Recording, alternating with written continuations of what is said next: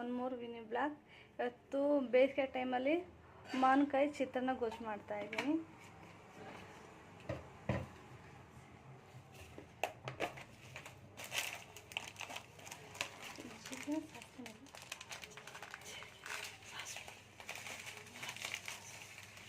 ಒಂಚೂರು ಸಾಸಿವೆ ಹಾಕ್ಕೊಳ್ಳಿ.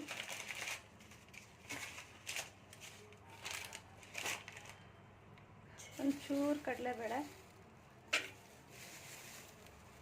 ಅಂತೀನಿ.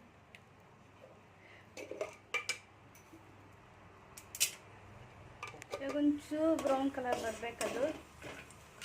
ಚೂರು ಬ್ರೌನ್ ಕಲರ್ ಬರಲಿ.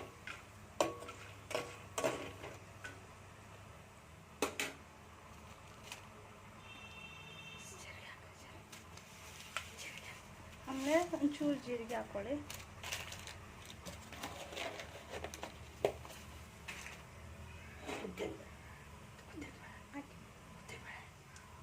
ಉದ್ದಿನಬೇಳೆ, ಕಡಲೆಬೇಳೆ, ಒಂಚೂರು ಜೀರಿಗೆ, ಸಾಸಿವೆ. ಇವಾಗ ಒಂಚೂರು ಈರುಳ್ಳಿ ಹಾಕ್ಕೊಳ್ಳಿ.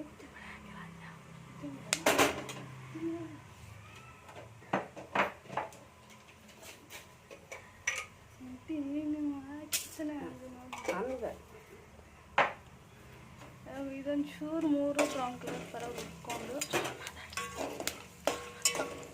ಒಂಚೂರು ಕಲರ್ ಬರಲಿ. ಕಲರ್ ಸ್ವಲ್ಪ ಚೇಂಜ್ ಆಗಲಿ. ಮಾಮೂಲಿ ಚಿತ್ರಾನ್ನ ಹೇಗೆ ಮಾಡ್ಕೊತಾರೆ ಅದೇ ರೆಸಿಪಿಯಲ್ಲೇ ಇದು ಮಾಡಬೇಕು.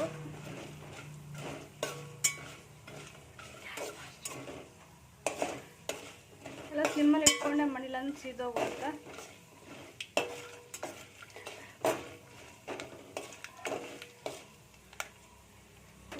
ಅದು ಚೆನ್ನಾಗಿ ಕಲರ್ ಆಗಿದೆ. ಇವಾಗ ಒಂಚೂರು ಈರುಳ್ಳಿ ಹಾಕ್ಕೋಬೇಕು. ಒಂದು ಈರುಳ್ಳಿ,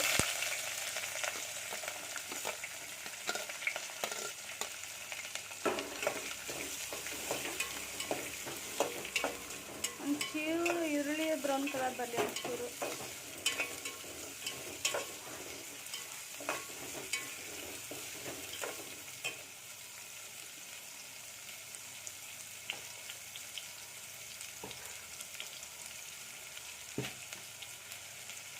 ಕಲ್ಲುಪ್ಪು ಹಾಕೋತೀನಿ. ಒಂಚೂರು ಹಾಕ್ಕೊಳ್ಳಿ. ಆಮೇಲೆ ರುಚಿ ತಕ್ಕಷ್ಟು ನೀವು ಹಾಕ್ಕೊಳ್ಳಿ.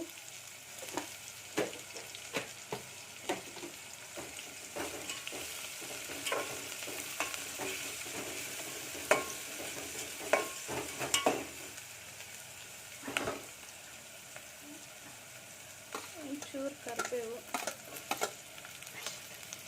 ಮೆಣಸಿನ್ಕಾಯಿ ಒಂಚೂರು,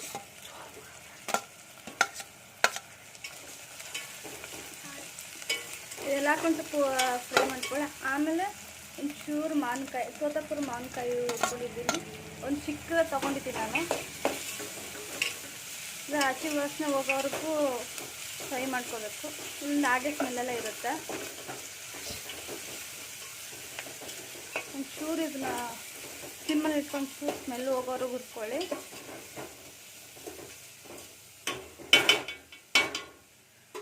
ಆಮೇಲೆ ಚೂರು ಅರಿಶಿನ ಹಾಕ್ಕೋಬೇಕು. ಒಂಚೂರು ಅರಿಶಿನ ಹಾಕ್ಕೊಳ್ಳಿ. ಇವಾಗ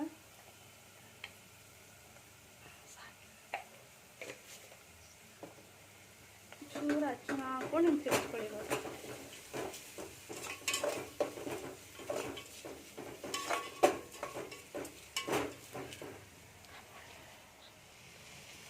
ಇವಾಗ ಈ ಕಲರ್ ಆಗಿದೆ ಚೆನ್ನಾಗಿ ನೋಡಿ.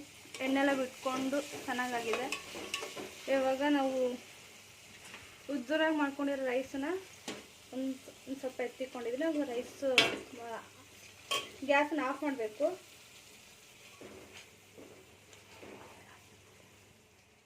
ಲಾಸ್ಟ್ ಫೈನಲ್ ಟಚಪ್ಪು ಕೊತ್ತಂಬರಿ.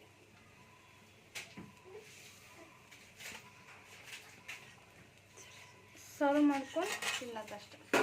ಬರುತ್ತೆ ಮಾವಿನಕಾಯಿ ಚಿತ್ರಾನ್ನ.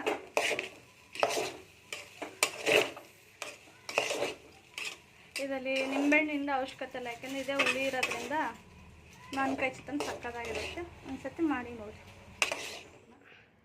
ಇದು ಲಾಸ್ಟ್ ಟಚಪ್ಪು.